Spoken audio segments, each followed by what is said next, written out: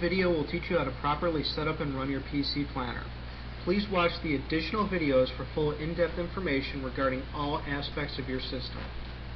Your shipment will arrive in a discrete plain box.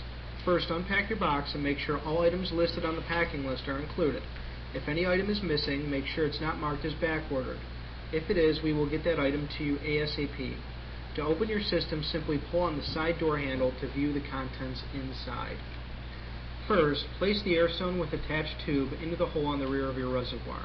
Next, fill each of the 2 nut pots with the included clay pellets and insert an organic starter plug if starting from seeds. Make sure the reservoir is filled to the top, especially when starting from seeds, to maintain proper moisture levels on the starter cubes. The cubes should be wicking up moisture during the entire germination phase. If not, then place your grow cubes deeper into the net pots. For best results, we recommend using bottled water. Note that with the PC planner, since you will not be in a vegetative stage for very long, you will only have a high-pressure sodium bulb. Now that your reservoir is set up, plug in the power strip and any other remaining male power cords. Your thermal switch is already built into your system, so no need to worry about that. When you start the flowering phase, which we'll touch base on in the weekly checklist, you'll need to plug the white power cord from your ballast into your light timer. Your temperature and humidity gauges are very easy to set up.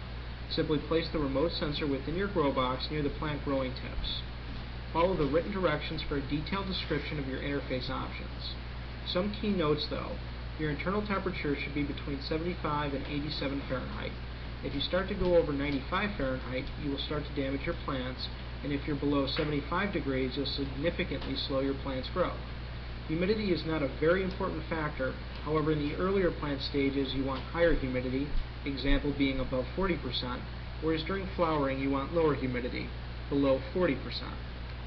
Your main tool to determine just how much nutrients to use is your TDS meter. This device lets you know how high the nutrient level is in your reservoir. It measures nutrient levels in ppms, or parts per million. To begin, check the ppm of your water. Purified water is best, and if you're using purified water, your starting ppm should be less than 20. If you're using tap water, the ppm must be below 250, or your water is too polluted to use on plants. If your tap water is not very clean, you may order one of our reverse osmosis water filters to clean out the plant toxins normally in tap water, such as chlorine and fluoride. This kit includes pH up, down, and a pH testing kit. The testing kit is similar to that of testing pool water. You want your water's pH to be between 6 and 7. If the pH is too high, example 8.5, you need to add pH down to reduce it. If it's too low, example 4, then you need to add pH up to raise it. You should check your pH once every couple of days. A good sign of plant growth is that they will reduce the pH of the water and make it more acidic.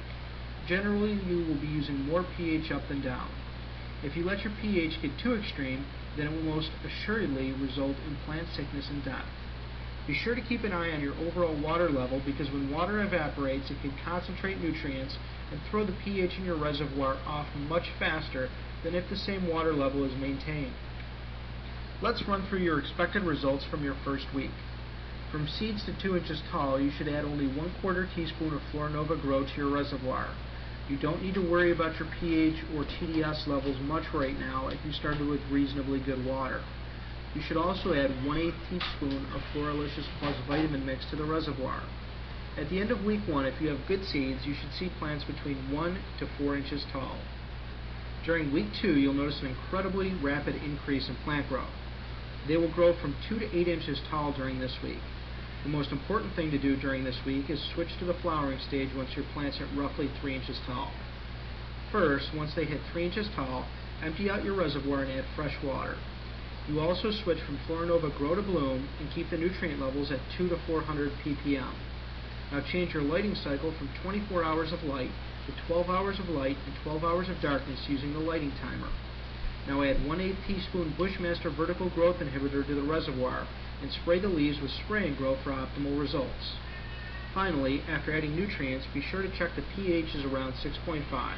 If it's too low, add pH up until it reaches the 6 to 7 pH zone, and likewise for pH down.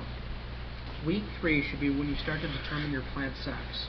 To determine your nutrient level, add Florinova Bloom until you reach 600 to 1000 ppm. During week 3, you will be mainly looking to weed out males and optimize flowering in females. Continue to use Florinova Bloom to maintain your proper nutrient levels, but during this week you can also add 1/8 teaspoon of Full Bloom to your reservoir for an added flowering boost. Continue to spray with Spray and Grow for best results. Watch the gender identification video to learn how to sex your plants properly. If you start to notice odors, feel free to open the lid of your own odor block, which should cancel out any smells.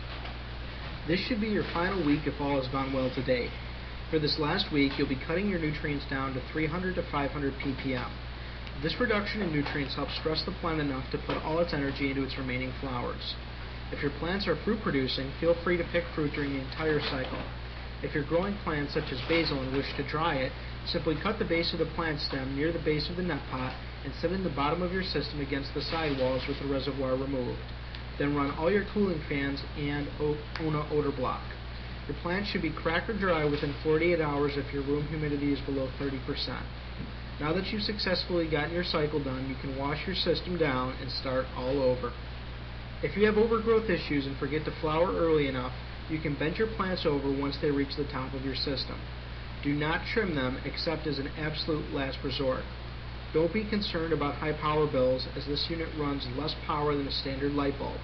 Make sure to give your system a full 10 minutes to fire up properly so your bulb comes to full spectrum.